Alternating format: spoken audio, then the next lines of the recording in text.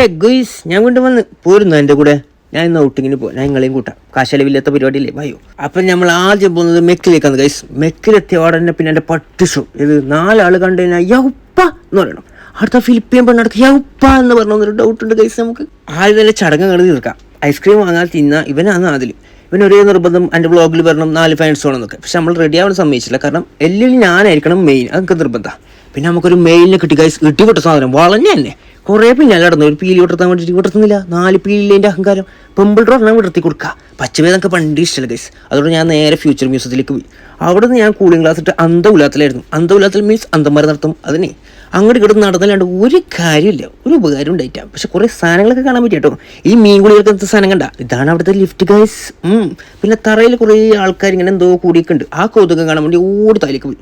അപ്പോൾ നമ്മൾ എന്താ കണ്ടേ, ഡാൻസ് കളിക്കുന്ന റോബോത്ത ഗൈസ്. നിങ്ങൾ കണ്ടിട്ടുണ്ടോ ഇതുപോലത്തെ ഒന്ന്? ഞാൻ ആദ്യമായിട്ട് കാണുന്നത്.